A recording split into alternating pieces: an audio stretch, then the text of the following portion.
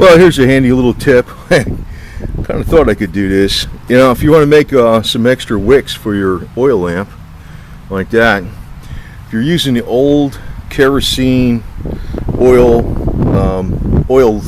kerosene heaters that use 100% cotton wicks, you can just pull out the element like this, use your scissors like so, and cut yourself a new wick from the old wick. So in other words, this kerosene, could be an oil lamp wick. It's 100% cotton. That's what's good about using the old stuff. Now I bet you that's what people were doing way back when too. You can make them out of old socks, for crying out loud. So this is a Perfection 500 type wick, AW 500 kerosene heater. This is a 100% cotton wick. That was used in the kerosene heater. I just put a new one in here. And install this puppy again. So instead of like, what I can do now is I can make a bunch of oil lamp wicks out of this old wick, what's remaining of the kerosene heater lamp, of kerosene wick, right? So just goes inside here. You can see, or we can do it this way. You can see it in here. You can see it in there right there.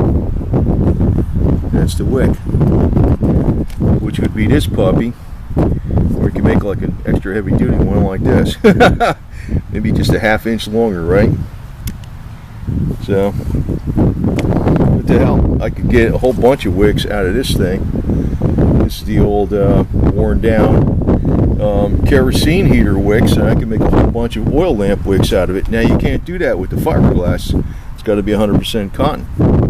And I've been running, like I said, I've been running just ultra low sulfur diesel. It works fine with these old ones. Maybe a little alcohol in there, no problem at all. So I'll never have to buy new wicks for this oil lamp now, ever. Because I can make zillions of them. Well, I can make probably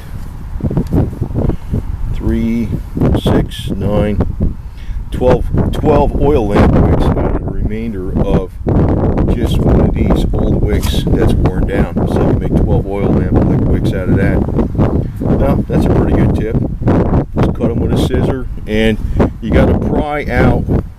These are riveted on there, so I kind of pry them out with this thing, or cut them with a scissor, whatever rivet is, and it's just great. So another handy tip. It's probably what they did back in the day, and I'm finding out what they did back in the day is a hell of a lot better than what's going on today, that's for sure.